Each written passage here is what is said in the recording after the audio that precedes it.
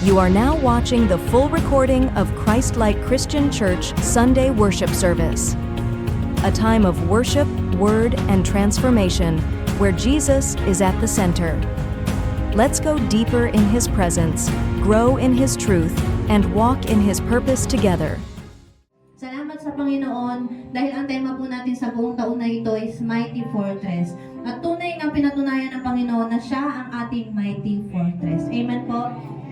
Sa oras po na ito, tayo ay magpasalamat sa Panginoon na patuloy niya tayong iniingatan, nililigtas mula sa anumang kapahamakan. Magpasalamat po tayo sa Panginoon na tinanggap din po natin ang kaligtasan na Kanyang inaalok. Kung saan meron tayong buhay na walang hanggan. Yes, Lord. Tanging sa'yo lang ang paniligtas, Panginoon.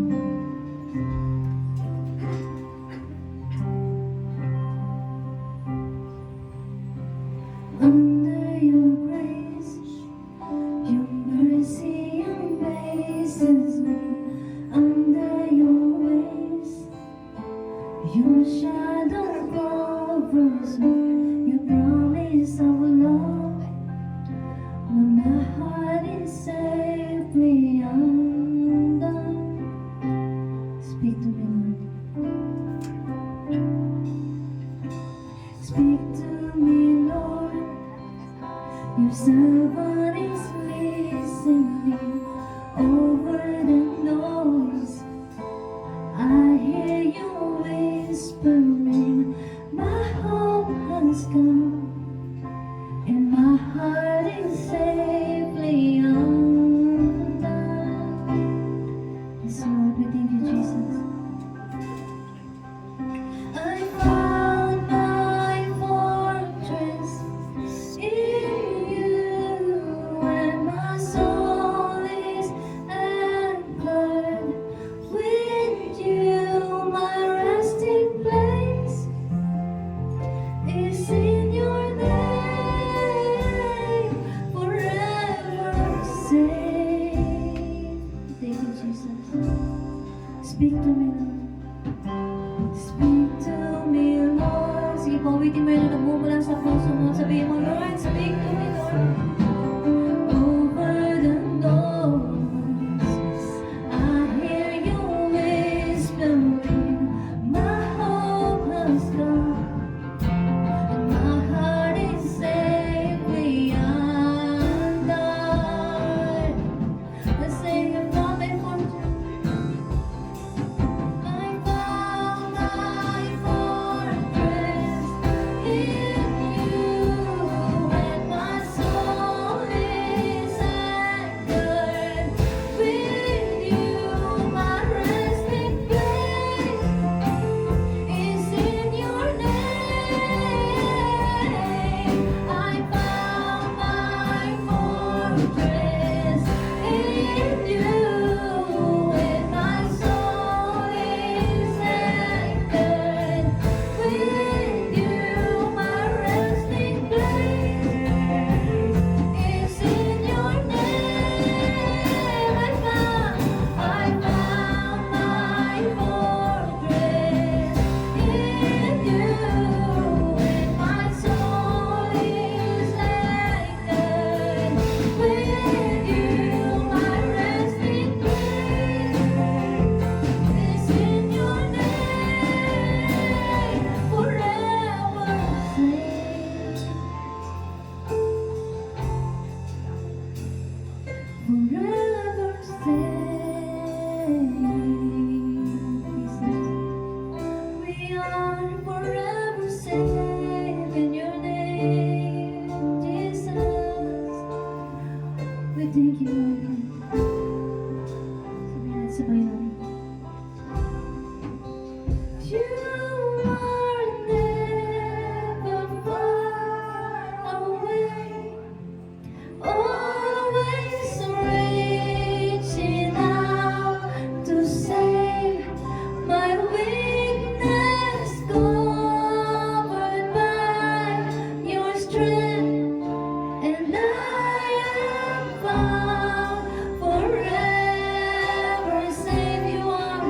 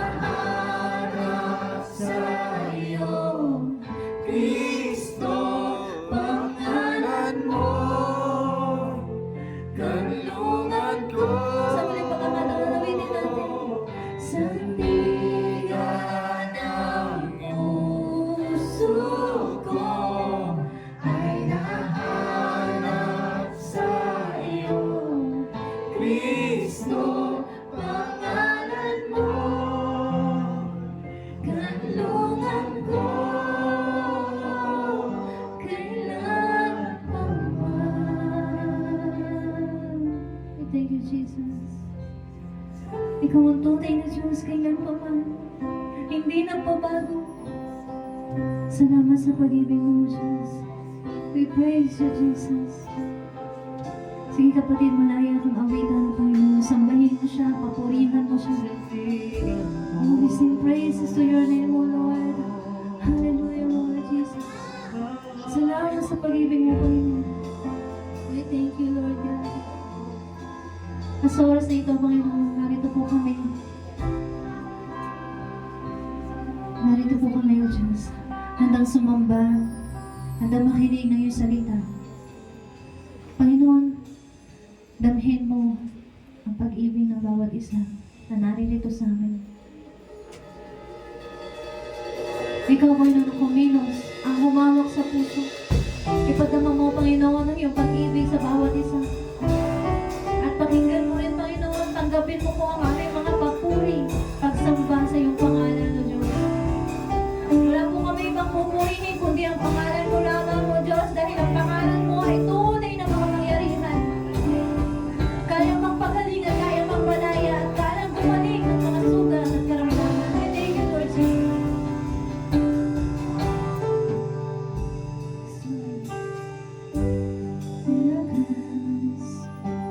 Wondrous secrets I can contain. They unfold when I speak your name. I'm in awe of your greatness, oh God. All the lies, the fears and the doubts, so they melt away when I call on your name, Jesus. I'm no longer afraid, oh God. In worship I will recall your faithfulness through it all. When I say your name,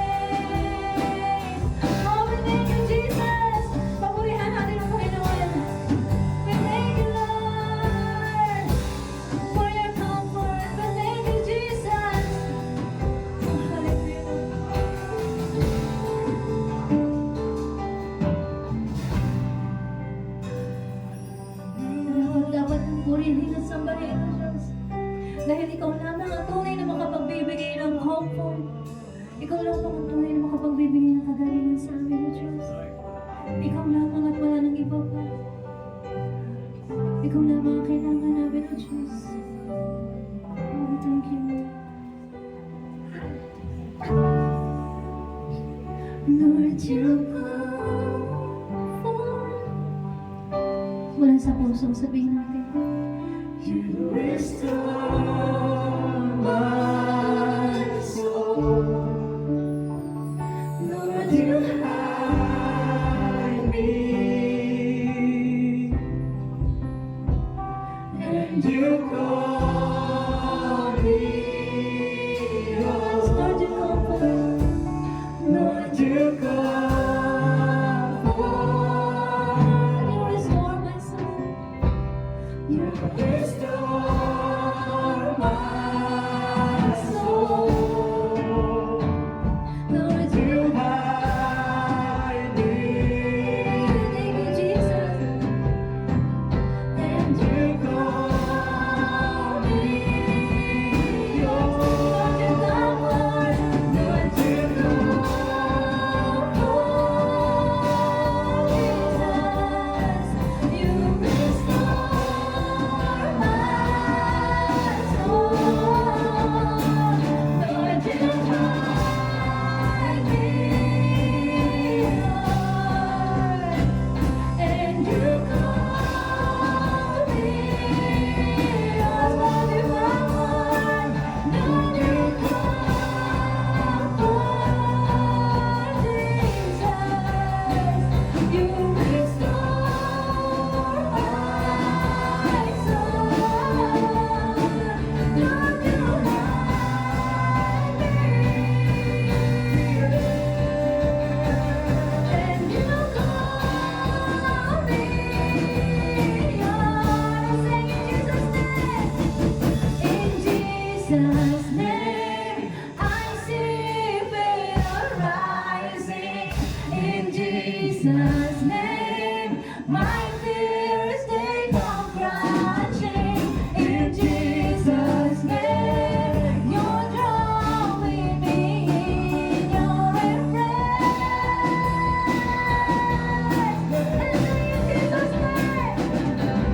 In Jesus' name, we know there is healing.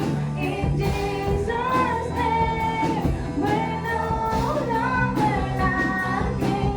In Jesus' name, we're drawn into your embrace. Sa Tagalog po, ulitin natin sa ngalan.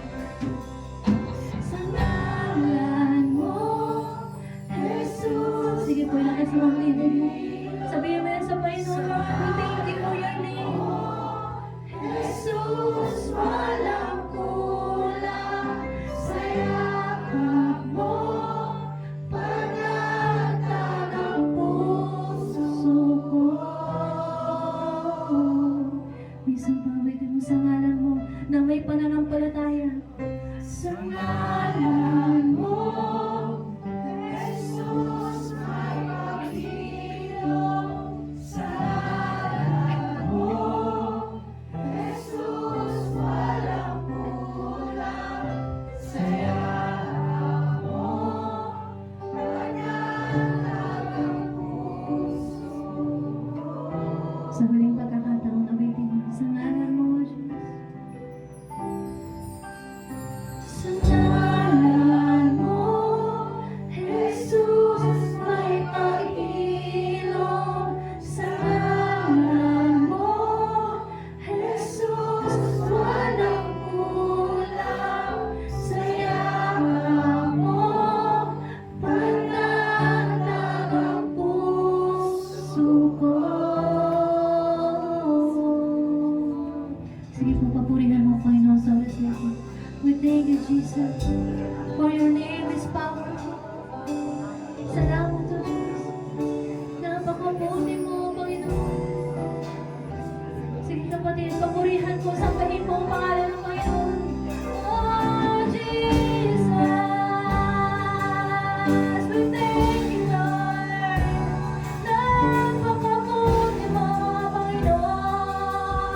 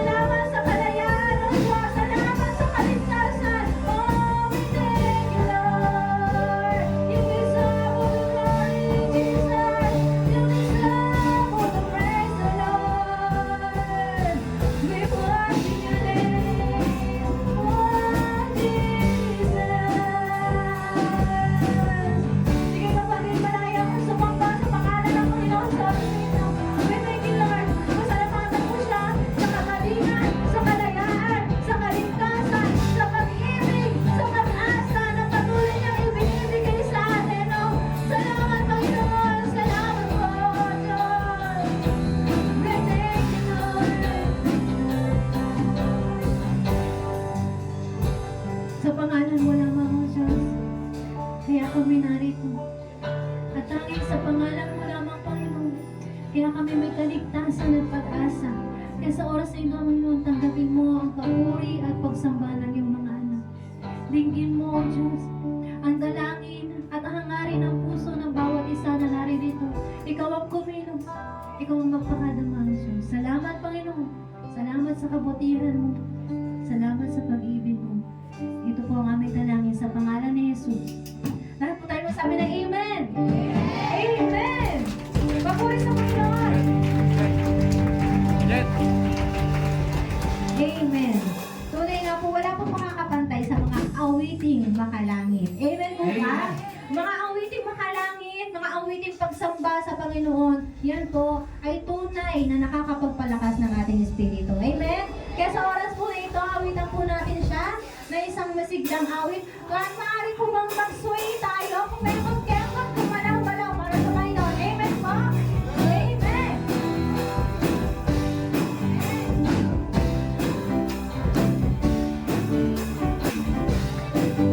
Sabay-sabay po natin gawin. Okay, sarap umawit, awiting makalangit. Puso mo'y umiiyak sa tuwa, sa galang, ligaya. Pagkat damang-damang mo sa iyong inawit, nabubunyi pati ang hel sa langit, sa tuwa, sa galang, ligaya. Mga awiting makalangit, ibang ligaya sa'yo'y hatid, na hindi kayang tumasan. Ano bang awiting makasalibutan? Okay, sarap umawit, awiting makalangit. Puso mo'y umiiyak sa tuwa, sa galang, ligaya. Pagkat damang-damang mo sa iyong inawit, nabubunyi pati ang hel sa langit, sa tuwa, sa galang, ligaya. Mga awiting makalangit, ibang ligaya sa'yo'y hatid, na hindi kayang tumasan. Ano bang awiting makasalibutan? Okay, sarap umawit, awiting makalangit. Puso mo'y umiiyak sa tuwa, sa galang, ligaya. Sayo po para sa Panginoon. Maaari mo bang ngitian ang iyong katabi? Sa oras na ito, pagkain mo naman ang may masiglang ngiti. Amen! Minsan pa, okay, sarap. Okay, sarap umawit, awiting makalangit. Puso mo'y umiiyak sa tuwa, sa galang, ligaya. Pagkat damang-damang mo sa iyong inawit, nabubunyi pati ang hel sa langit, sa tuwa, sa galang, ligaya. Mga awiting makalangit, ibang ligaya sa'yo'y hatid, na hindi kayang tumasan. Ano bang awiting makasalibutan? Ang buhay namin ay dating nagdurusa, ngunit ngayon masiglan at masaya, mula nang si Jesus ay makilala. Amen! Kahit bang sayawan ng Panginoon sa oras na ito, na may masiglang puso, nagpapasalamat sa Panginoon. Hallelujah!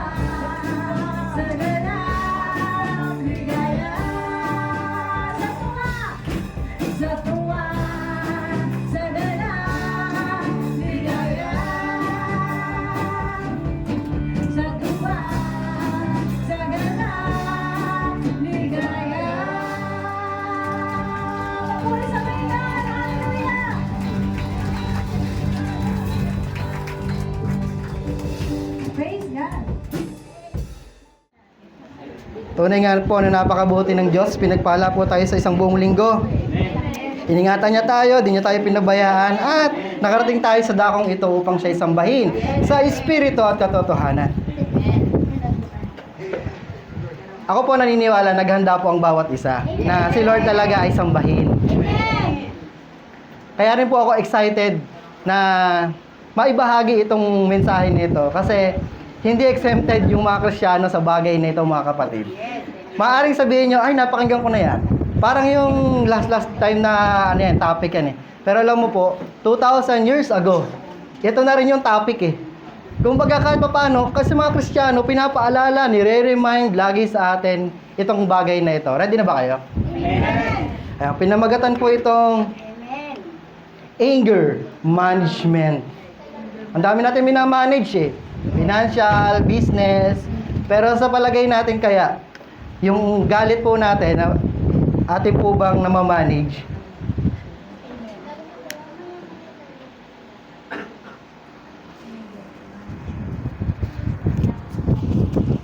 Siyempre po, hiling po tayo sa Panginoon ng gabay. Tayo po lahat ay pumikit. Purihin ka, Panginoon, luwalhati sa iyong pangalan, dakila ka. Ikaw na Diyos na lumalang ng langit at lupa. Nagmahal sa amin. Pagamat di kami karapat dapat, Lord, pero nandun yung habag mo para sa amin. Thank you, God, sa iyong dugo na inialay mo po sa amin upang matubos kami sa aming mga kasalanan. Lord, thank you, God, sa pribilehiyo po, Panginoon, na kami ay makasumpong pa rin po ng biyaya mo, ng masagana mong salita ngayon pong umaga. Salamat po sa pagising mo po sa amin. Salamat po sa lakas. Salamat po sa gabay, sa pagtulog. Salamat po sa mga panaginip. Thank you, God. Salamat po sa mga kinakain po namin, Panginoon. Thank you, God, Panginoon. At dihiling po namin sa umagang ito na yung mga salita mo ay magkaroon po ng power po sa bawat sa po sa amin. Encouragement sa bawat sa po sa amin. Reminders po sa bawat sa po sa amin. Instruction po, Panginoon, kung paano po namin gagamitin din yung mga salita mo, Panginoon, sa buhay na ito na amin nilalakaran. Thank you, God. Pagpalain po ang bawat sa po sa amin. Pagpalain mo rin po yung mga pamilya po namin, oh God. Saan man silang dako naroon. Gabay mo po sila, ingatan mo po sila, Panginoon. Ito po ang aming hiling sa pangalan po namin, Panginoon Jesus. Amen, amen. Thank you, Lord God. Ito pong topic na ito ay para siyempre ma-remind tayo at then para matulungan tayo kung paano po tayo mai-improve yung relationship natin sa iba. Yun na naman talaga gusto natin eh. Sa family, gusto natin intact. Sa family natin, gusto lagi natin masaya. Nagpa-participate ang bawat isa. Ganoon din po sa church. Sabi nga, meron tayong goal dito. Magkaroon tayo ng pagkakaisa. Right? At mangyayari lamang po yun kung sa issue na ito ay mapagtatagumpayan natin. Nag-struggle tayo lahat dito sa galit o sa anger. Kaya napakahalaga nito, mga kapatid. Itong anger na ito ay isang emotion. Sabihin nyo, emotion. Biyaya pa rin to ng Panginoon eh. Emotion. Nga lang, kapag mali ang paggamit natin, ay talagang disaster. Sabi nga sa Bible, kung makikita mo ang lahat ng mga nakasulat about anger, 455 times siyang naisulat. Pero yung 375 doon ay pumapatungkol sa galit ng Panginoon dahil sa injustice ng tao. Sa cruelty ng tao. So, ibig sabihin, hindi lahat ng galit ay masasabi nating masama.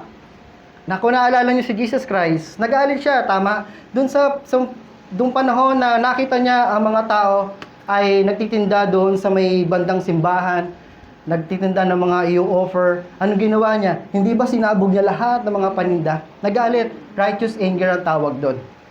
Kasi ayaw ni Lord naman talaga na maging ganon ang mangyari sa simbahan. Tapos, ang anger ay rooted in our sin nature.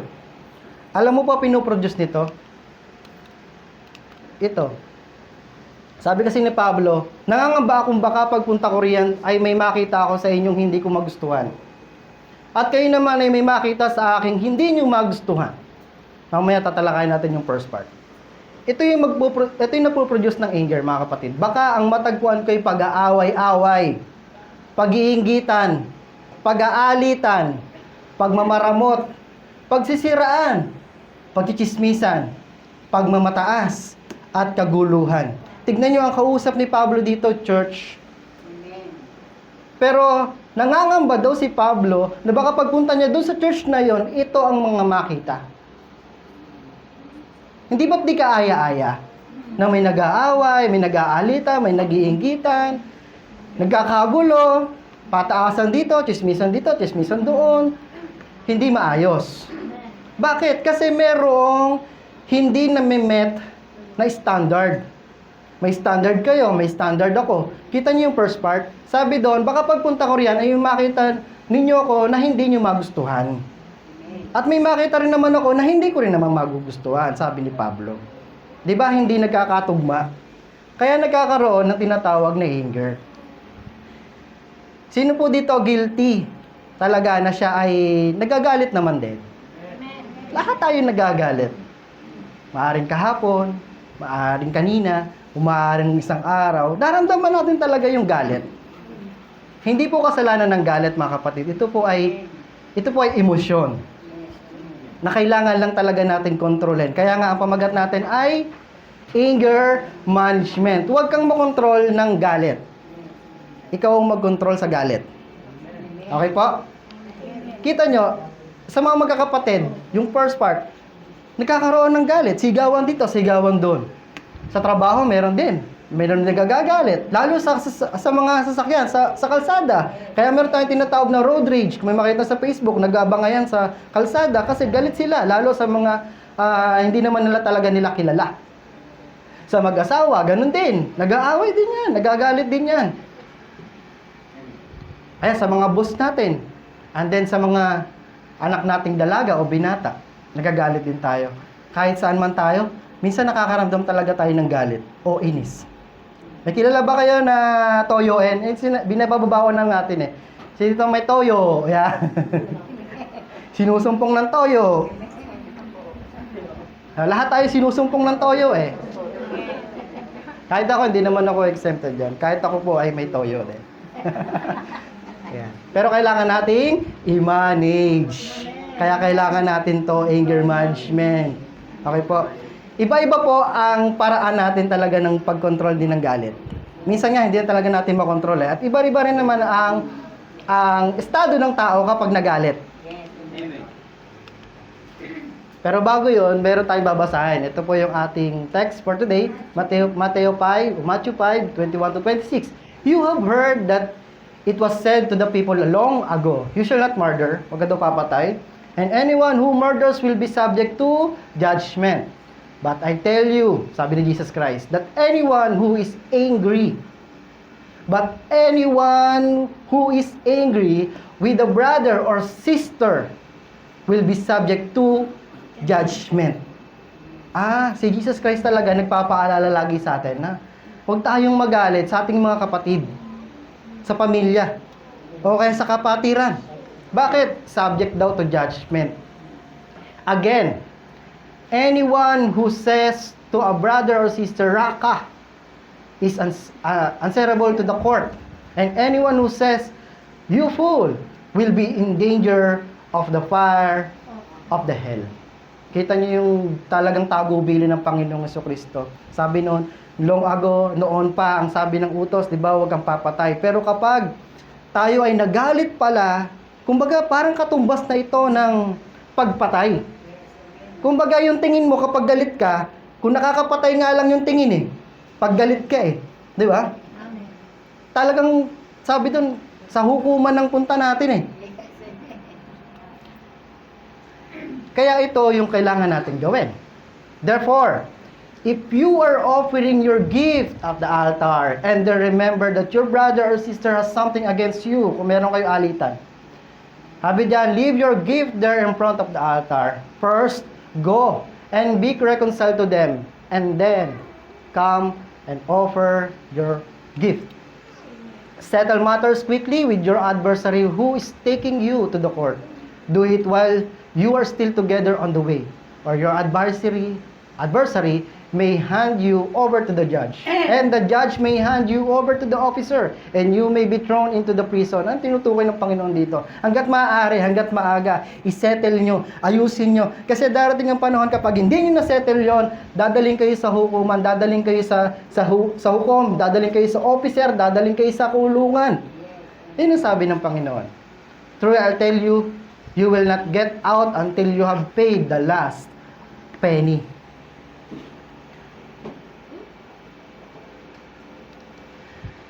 Kasi alam ng Panginoon talaga ang nature ng tao eh. Tayo ay nagagalit. Kaya nga siya nagkatawang tao eh. Kasi, ano ba ang tao pag nagagalit talaga? Diba? Pero ang galit ng Panginoong Jesucristo ay hindi hahantong sa pagkakasala. Ang tao lang ang nawawala doon sa limit. Kung meron nga tayong gauge o kung meron tayong guide, ang tawag doon, yung parang nilalagay ko sa ulo, pagka nagagalit ka, tumataas yung pressure. Yung sa tangke, may mga ganun po ba kayo sa tangke?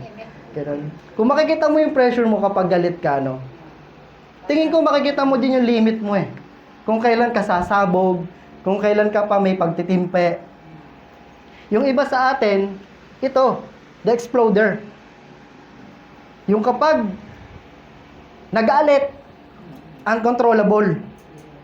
Kapag may mahawakan, iahagis. Parang si Piolo Pascual. Ay, si John Lloyd Cruz. Nasabihin, plato, basagin natin yan. Ito, mga pinggan, basagin natin yan. Ito, itapon natin to, tapon natin to. Magagalit. Sa sobrang galit, nagiging violente. At nakakasakit pa nga ng iba. At ang masaklap, nasasaktan din niya sarili niya. Exploder. Alam niyo po yung unang murder sa Bible, yung kay Cain at kay Abel. Anong reason bakit pinatay ni Cain si Abel? Dahil sa galit. Yung galit ay kumbaga, yun na yung yun na yung pinakadulo nung naging emosyon niya. Pero may nag-trigger doon bago mapunta sa galit. Basahin natin saglit. Hindi kinalugdan ni si Cain at ang handog niya. Dahil dito, hindi mailarawan ang mukha ni Cain. Ganun talaga. Sa tindi ng galit. Kapag nagagalit tayo, nakikita niyo ang mukha niyo? Hindi. Hindi. Pero yung ibang tao, nakikita nila kung ano ang itsura ng talagang ikaw na galit. Sabi ni Yahweh, ano yung kinagagalit mo, Cain? Bakit ganyan ang mukha mo? Sabi mo siya katabi, bakit ganyan ang mukha mo? Yeah, masaya yung katabi mo. Kung mabuti ang ginawa mo, dapat ka magsaya. Kung masama naman, ang kasalanan ay tulad ng mabangis na hayop na lagi nag-aabang upang lapain ka.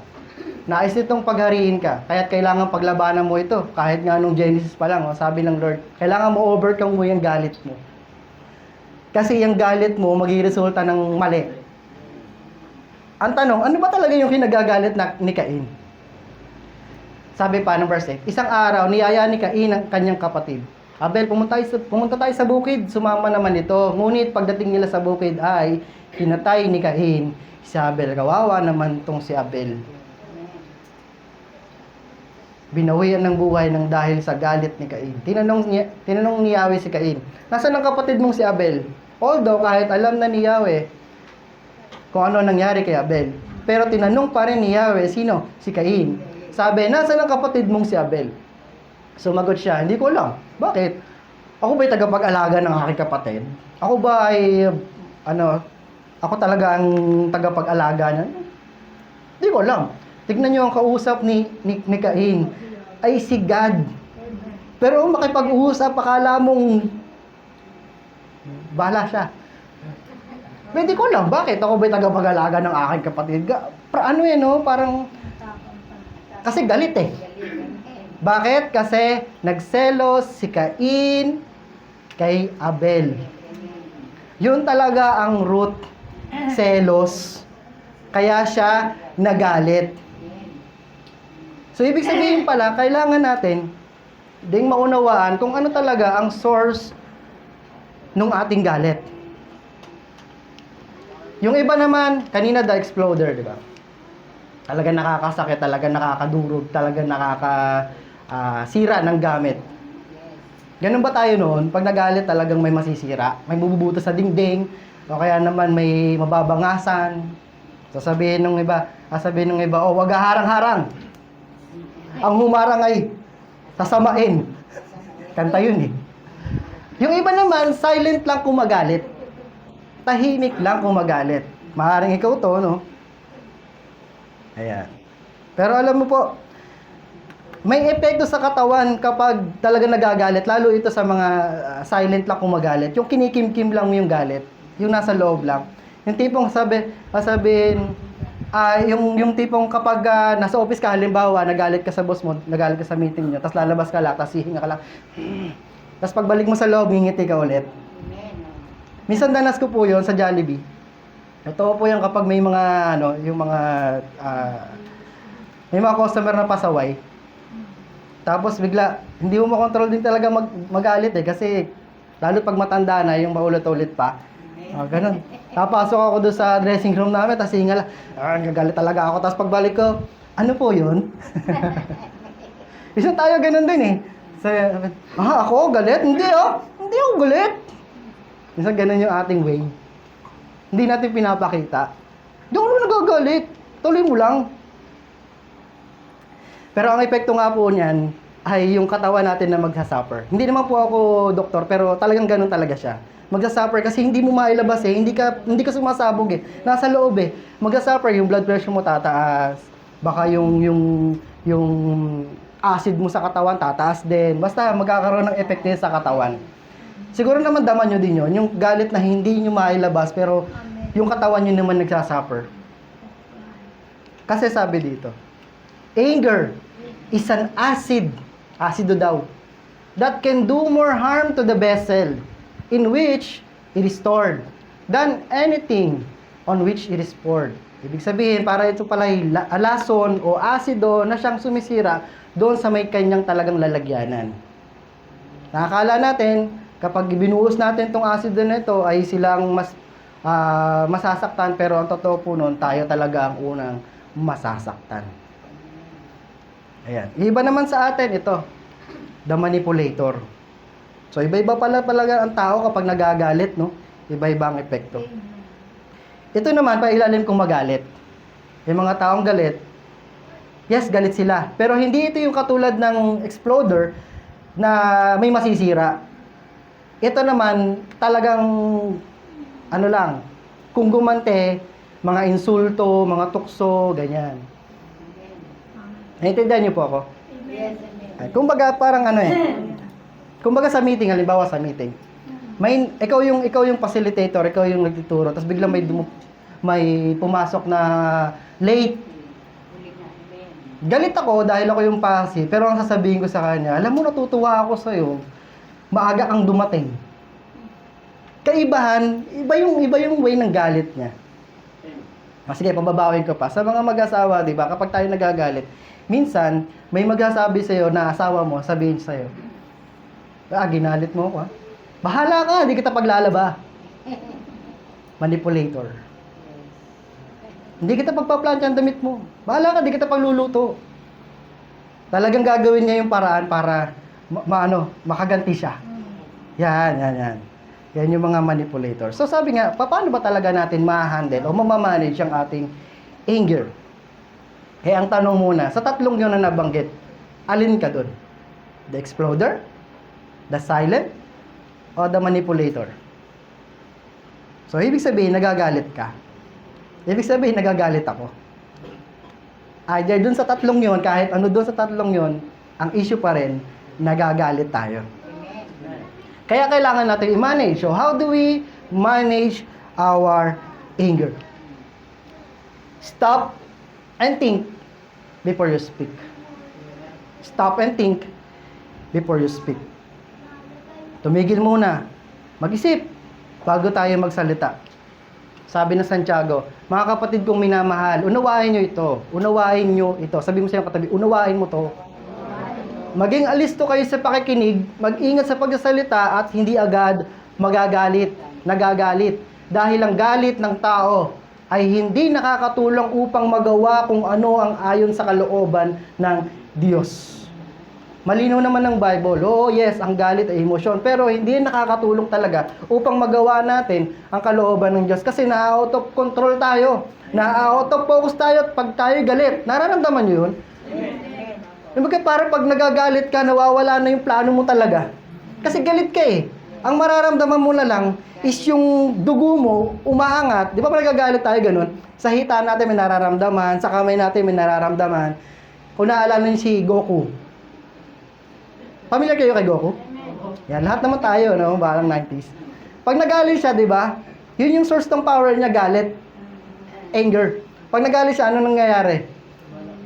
Lumalakas. Hindi lang yun, nagbabago yung appearance. Nagiging yellow yung yung buhok, kilay, ganun din. Totoo yun. Kapag nagagalit talaga tayo, nagbabago tayo. Hindi na ikaw yung ikaw pag nagagalit. Nasasabi natin kung ano yung talagang damdamin natin at kapag nasabi natin, wala na. Damage has been done. Kasi hindi natin na-control ang galit. Sa mga anak natin eh. Ako nga, talagang natetest ako dun eh, sa mga anak pag nagagalit. Pinaalalahanan talaga ako ni Jack. Talagang muna, pag nagalit ako, kailangan layo ka sa mga anak. Kasi gumagang ang kamay. Parang may kusa.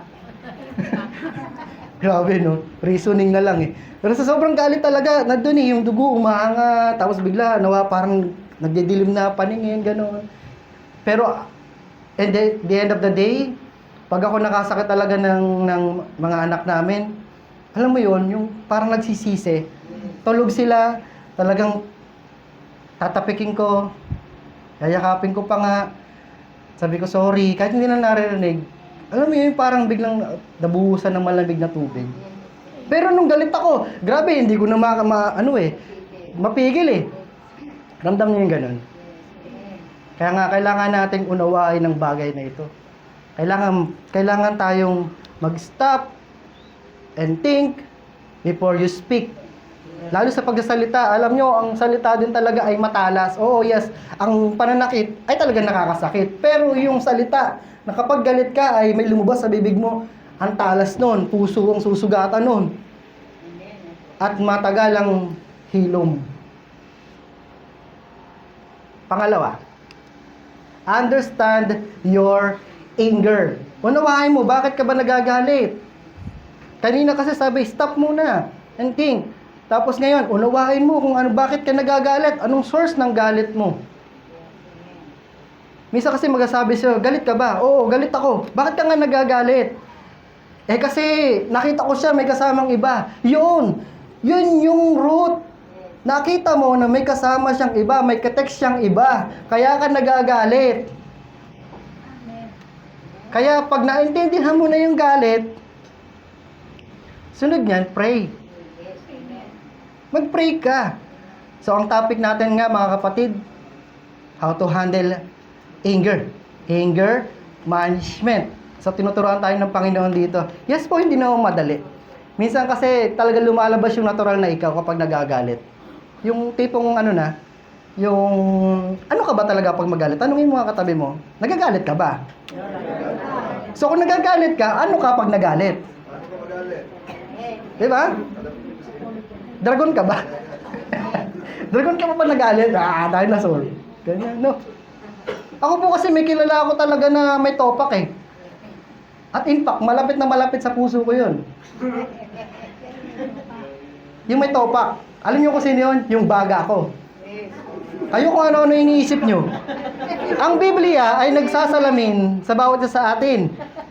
Na tayong lahat may topak. Na kailangan nating i-handle yun. Hindi naman ibig sabihin kapag mataas ang boses mo, magaganon ka, magsasalita ka dahil galit ka. Hindi ibig sabihin na malakas ang boses mo, mataas ang boses mo, panalo ka sa argue. Yung isa naman, kinakain na ng bunganga eh. Hindi naman ganon ang talagang mangyayari na, kapag nagsabay pa halos, yung mga senaryong gano'n, no? Ang sa akin lang naman. Gumaganon eh, no? Galit ka ba? Hindi. Ang sa akin lang naman. Tapos bigla-bigla, nataas na. So sabi doon, pray. Tapos kapag katapos na mag-pray, Lord, nagalit ako. Lord, nagagalit ako. Tatanungin ka naman ni God, ba't ka nagagalit? Ba't ganyan ang mukha mo? Like, di ba, si Yahweh kay Cain, ba't ganyan ang mukha mo? Ba't ka nagagalit? Ano bang source talaga ng galit mo? Kailangan nating umamin. Sabihin mo sa iyo katabi, amin din.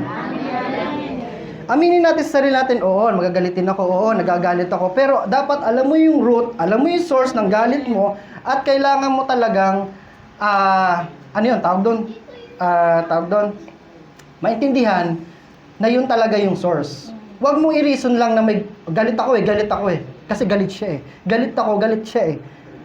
May ano yun, may dahilan yun. Ba't ganoon? Kahit nga sa mag-asawa eh. 'Di ba? Kapag hindi na-resolba ang galit ng bawat isa, worse na yung mangyayari. Worse na yung mangyayari. Bugbugan dito, bugbugan doon. Yung magkatropa nga, kahapon nga lang, kababalita nga lang sa Facebook eh, sa TV Patrol ba yun? Sabi doon, dalawang magkumpare, nagtagaan. Magkumpare yun, nagtagaan. Bakit? Anong reason? Baka galit. Siyempre galit, nagtagaan eh. Masaya ba yun, nagtatagaan? Tuwa ako sa'yo. Galit yun.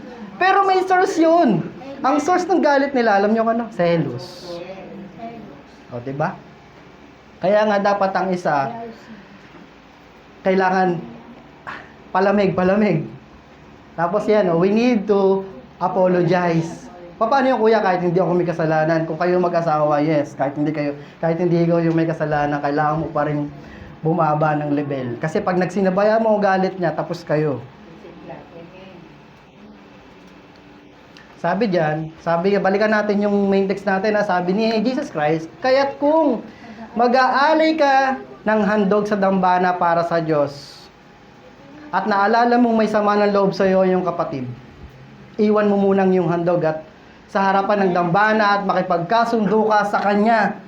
Harapin mo muna yung nakaalitan mo. Amen. Yes, opo, gusto naman ng Lord na nag-o-offer tayo sa kanya. Pero, mas gusto ng Lord na may ma-reconcile. May maghilom. May magkaige. May kabute. Kabute? Ang tinutukoy lang Lord, ayaw ni Lord ng alitan, ayaw ni Lord ng division, ayaw ni Lord ng pag-aalitan. Amen. Kaya hanggat maaari, dapat nagkakasundo. Kahit nga sa church na ito, di ba? Hindi mo masasabing laging all is well. Masasaktan ka rin naman sa mga leader mo, masasaktan ka rin naman sa kapwa mo, sister or brothers. Pero sabi ng Bible, sabi ni Jesus Christ din, kailangan mag-usap kayo. Kapag mabilis nating ma-resolve, mas maigi. The quicker we do it, the better. Kasi reconciliation is very important. Sabi pa, kung magagalit man kayo, alam ni God, alam naman ng mga leaders sa Bible din na nagagalit talaga ng pati Kristiyano. Sabi pa, kung magagalit man kayo, iwasan nyo ang magkasala. Huwag niyong hayaang lumubog ang araw, nagalit pa rin kayo. Yun ang bilin sa atin. Huwag lulubog ang araw ng galit tayo. Ngayon, kung hindi man nangyari yun, bawi ka. Pagising mo sa umaga, yakapin mo siya kung siya ay asawa mo. Ano pa? Kasi mag-ano pa yan, kasi may toyo eh. Diba, bawa ako, kukulbitin ko siya. Sorry na. Sabuhay mo, ginalit mo ako eh. Okay. Kung hindi man mag-reconcile, sa umaga pa lang, pagising, yakapin na. Okay po? Sabi sa English, be angry and do not sin. Do not let the sun go down on your anger. And give no opportunity to the devil. Kasi yan ang gagamitin ng kaaway talaga. Opportunity yan ng kaaway para tayo din ay ma-hook sa pagkakasala. Kasi galit eh. Wala na sa control eh. Wala na sa wisyo. Wala na sa tamang isip. Kaya yun na yung opportunity ng kaaway para tayo ay guluhin. Sige, sapukin mo siya. Kung may kaalitan ka, pwede mo i-one-on-one. Punta kayo doon sa kapihan. Tara, kape tayo, kuya. Kung galit kayo sa akin, i-one-on-one nyo ako. Punta tayo sa kape, libre nyo ako. May ganun eh, no? Libre nyo ako. Kasi kayo nagyakag. Tapos sabihin mo doon, habang nagkakape, kuya, nanggigigil ako sa'yo eh. Ha? Huwag kang ganon, ha? Yung mga sinasabi mo, kuya, masakit, ha? Pwede yun. Sabihin mo nang lumabas yan. O kaya naman, kapag hindi naman aari, halimbawa, hindi ka talaga makapag-pray kapag ikaw ay galit, minsan, ang nangyayari, nakakapagsabi tayo ng ating hinaing sa ibang tao. Sila din naman yung dadamay sa atin. Sila din yung may mababaring temper, na kapag sinabi natin, hindi din sila magagalit. Sila yung mga ganong kaibigan na sasabihin lang sa'yo, "Oks lang yan. Pahinga ka lang, kain ka lang, baka gutom ka lang." Yung mga ganon, lalo kang magagalit eh. Huwag naman. Pero sila yung aawat sa'yo. Chill ka lang. Huwag ka masyadong magalit. Baka ma-high blood ka, baka may stroke ka. Mga ganyan.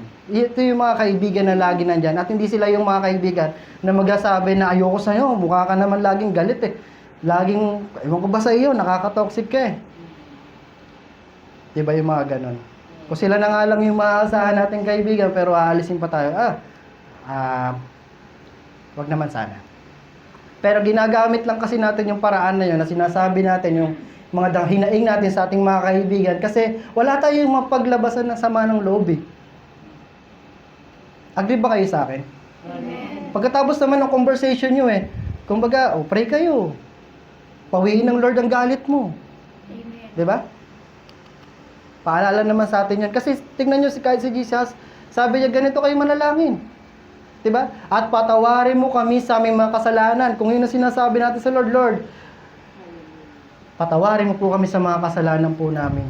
Yes, yun talaga yung panalangin. Pero sabi niya, tulad ng pagpapatawad namin sa nagkakasala sa amin. Dapat ganun lagi yung character. Dapat ganun yung nature. Dapat marunong tayo magpatawad. And last, ask God to fill you with His Spirit.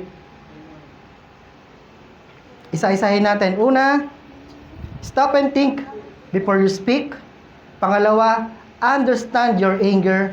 Pangatlo, pray. Pang-apat, we need to apologize. Panglima, ask God to fill you with His Spirit. Kailangan yon mga kapatid, lalo ikaw na Kristiyano, lalo ako na Kristiyano, sumusunod sa salita ng Diyos. Kailangan lagi tayong samahan ng banal na Espiritu kahit tayo ay nagagalit. Bakit? Kasi merong bunga rin ang galit. Tama? May bunga yan. May bunga rin naman ang banal na Espiritu. At ito ang bunga niya. Love, joy, peace, patience, kindness, goodness, faithfulness, gentleness, and self-control. Ito yung lagi nating hihilingin. Yes, nagagalit tayo, wala na tayo sa katinwa, wala na tayo sa kaisipan na tama. Nagagalit tayo, nandiyan na yung galit eh. Pero sana ho matandaan niyo po itong pagkakasunod-sunod na kung saan in-instruct tayo ng Lord sa bagay na ito na huwag agad-agad sasabog. Huwag tayo maging exploder. Hindi rin dapat tayo maging manipulator. Gaganti tayo sa isa pa ilalim na strategy. Ang hilingin natin pag-ibig. Pag-ibig. Dating kaaway tayo ng Panginoon, yes. Pinapaalala ng Lord sa atin yun. Pero dahil sa kanyang pag-ibig, ginawa niya tayong kaibigan. Amen. Yun ang biyaya ng Lord sa atin. Dapat mapalitan yung galit natin ng joy, ng kapayapaan, ng pagpapasensya. Opo, makukulit yung mga bata. Pero kailangan mo ng pasensya, ng kabutihan. Sa bandang dulo, self-control. Kontrolin natin ang ating mga sarili. Kasi kapag nakapagsalita tayo ng masama, ng hindi kaaya-aya, kapag tayo ay galit, hindi na natin mababalik ang past. Magagawa natin ang mga hindi natin dapat. Kaya kakaisip tayo kung ano ang ating gagawin kapag tayo ay galit. Pwede naman, kung hindi naman talaga aari, ang gawin mo, labas ka muna ng bahay. Punta ka sa park. Paglakad-lakad ka. Kondisyon mo muna ang isipan mo. doon sa paraang yun, makakapag-pray ka. Habang condition mo, isipan mo, sabi mo sa Panginoon, Lord, bigyan mo ako ng pasensya, Lord, bigyan mo ako ng pag-ibig. Sasabog na ako eh. Para yung gauge natin, para yung limiter natin, bababa. Hindi talaga sasabog. Amen. Yes po, tayo pong lahat ay nagagalit, pero may kailangan tayong gawin. Anger management. Salamat po sa kanyang biyaya. Sana po napagpala tayo ng salita ng Diyos at sana po naintindihan natin kung ano talaga ang dapat natin gawin kapag tayo ay nagagalit. Amen. Tayo po lahat ay pumikit. Salamat sa biyaya mo, salamat sa iyong mga salita, Panginoon. Salamat po dahil patuloy mo kami nire-remind sa mga bagay na ito. Tunay nga po, nakilala mo po ang bawat isa sa amin. Yakapin, comfort. Sorry Lord kung kami ay na-out of control kapag galit. Yung temperament namin, Panginoon, ay nawawala na. Yung pasensya po namin, nawawala na. Pero God, dahil sa biyaya mo, dahil sa mga salita mo,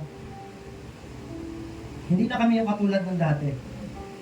Na kapag nagalit, may mura, grabe kong manakit. Lord, thank you God. Kasi lagi mo kaming pinaalalayan, binabago mo kami araw-araw. Thank you Lord God sa biyaya mo. Thank you God sa pagmamahal mo. Panginoong Jesucristo, salamat sa iyong mga salita na nagpapaalala sa amin. Na kung meron kaming kaalitan, kailangan ng reconciliation. Kailangan ng pag-aayos. Thank you God dahil nandun yung care mo sa amin. Nandun yung pag-iingat mo sa amin, pag-aalaga mo sa amin na hindi mo kami hinahayaan magkawatak-watak, hindi mo kami hinahayaan na magkabahabahagi. Pinag-unite mo kami, Panginoon, sa isang pag-ibig, sa isang Diyos, sa isang bautismo, sa isang pagmamahal. Thank you, God. Thank you, Lord God. Mga kapatid, this time, pag-pray mo yung sarili mo. Alam mo na nagagalit ka, yes.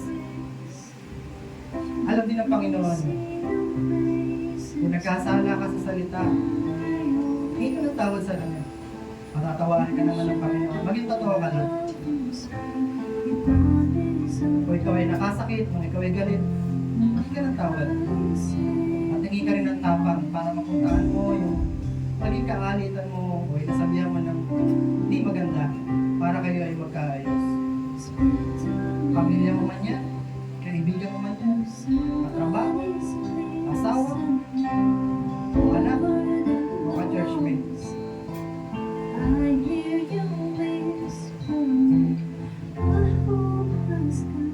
We worship you, Jesus. We worship you.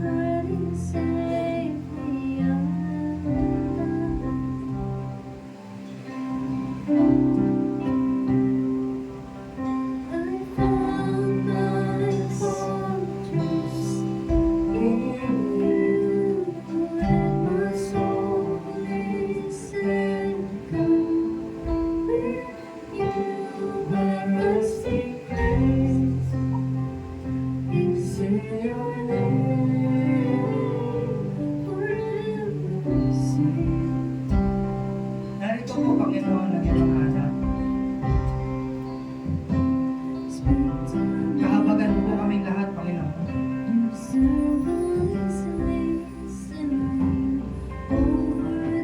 Maaaring hindi po yung topic na ito ay maaaring hindi pa sa ngayon namin magagamit, pero Lord, sana po ipanganawa mo po sa amin, lagi mo paalala sa amin. Kapag kami na ay nagalit, i-remind po kami sa bagay na ito. Ma-manage po namin ang aming galit. Control po namin ang aming galit. Ayaw po namin na maging kapos na kaaway. Matali kami sa galit na ito. Kasi ito yung opportunity ng kaaway para kami ang aming makontrol. We worship you, Jesus. We worship you. Dahil ang Spirit of God po kami lahat. Palitan mo ng pag-ibig, palitan mo ng joy, palitan mo ng patience, ng peace, ng kindness,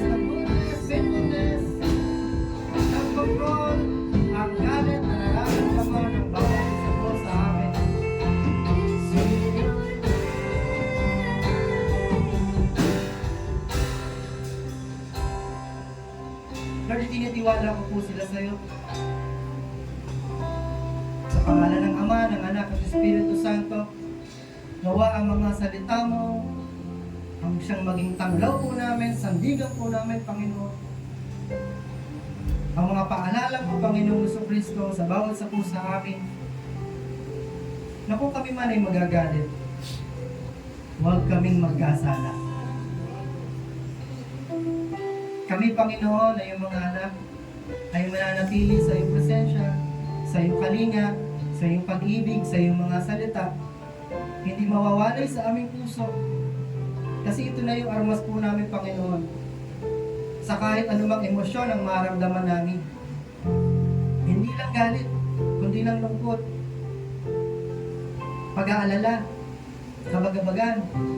Lord, salamat dahil meron kaming salita mo na itinatanim sa aming puso, sa aming isipan. Saan man kami makaroon, hindi man namin dala ang Biblia, pero nandun po sa aming puso na nagpapaalala ka, Panginoon Kristo. Thank you, God. Thank you, Lord God, for your word. Thank you, God, for your presence. Patawarin mo po ang bawat sa puso amin, gaya na pagpapatawad po namin sa ito. Salamat po sa pagmamahal. Salamat po sa pagtitimpi. Kahit gaano katigas ang aming puso, kahit gaano katigas ang aming ulo.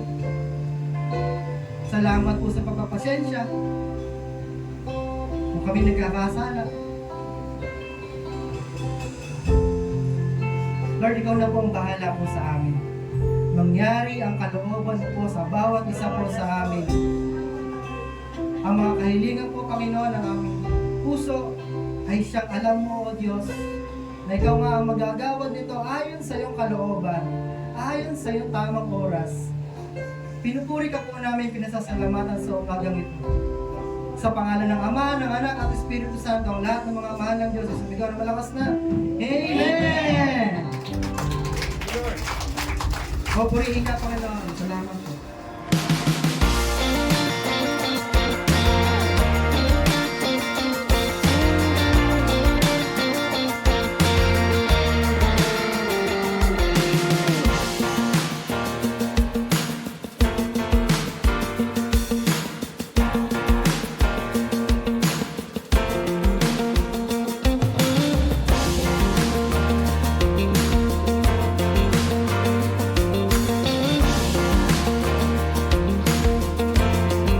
Let's take a few moments to stay connected with what God is doing in and through our church family. Please tune in to these important announcements, opportunities to grow, serve, and fellowship together. Join us for morning devotion every Monday to Saturday from 5 a.m. to 7 a.m. live on our CLCC Facebook group. Come early, come expectant, and begin your day with the Word, worship, and a fresh encounter with the Lord. Let's grow together in faith, one morning at a time. We also invite you to a special time of seeking God together. Join us every Friday night from 7 p.m. to 8:30 p.m. for our prayer and Thanksgiving gathering. It's a sacred space to pour out our hearts, lift up our needs, and give thanks for all He has done. Come expectant. Breakthrough happens when we pray. And for our young champions, don't forget Amazing Kids, happening every Saturday from 9 a.m. to 11 a.m. right here at CLCC. It's a fun, faith-filled time designed especially for children ages 6 to 12, with Bible stories, songs, games, and lessons that build strong foundations in Christ. Your kids will love it. We'd love to see you again next Sunday. Join us for our Sunday services here at CLCC. We have 2 worship services every week. First service starts at 8 a.m. and second service at 10 a.m. Come early, come expectant, and bring someone with you. There's always a seat for you in God's house.